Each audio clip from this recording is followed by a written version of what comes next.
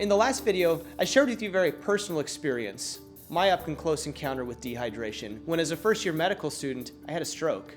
So for the remainder of my medical education, I devoted my time to learn as much as I could about hydration.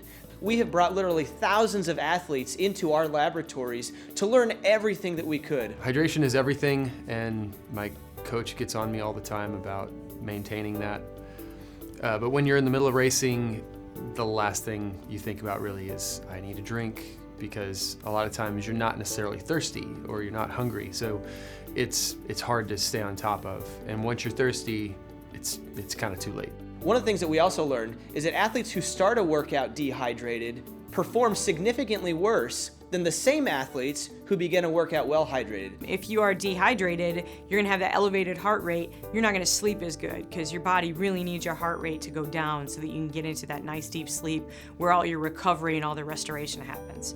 One of the surprising things in this study is we found that participants who went to bed dehydrated to just a mild extent, 1 to 2%, reported 40% poorer sleep quality than subjects who went to bed hydrated. If you're not drinking enough water, you're hungry all the time, you get weird cravings of, a lot of sweets, or you're just hungry constantly. And a lot of times being hungry, you're not actually hungry, you're just thirsty. The vast majority of rehydrating takes place during meals, not necessarily when the body's telling you that you're thirsty.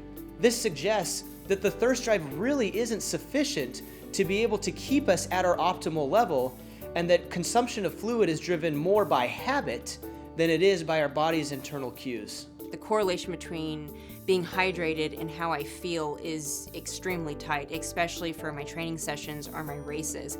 So on days that I know I'm gonna be putting up, a 2-hour bike ride or big numbers, I'm chugging water all day to make sure that I have enough water in my system to feel really good. So then when I do go out and train, that I perform well, but I also feel really good. I feel strong, and I don't need a lot of supplements or other things to, a shot of coffee or a thing of Spark to get me going, because I just feel good because I'm hydrated.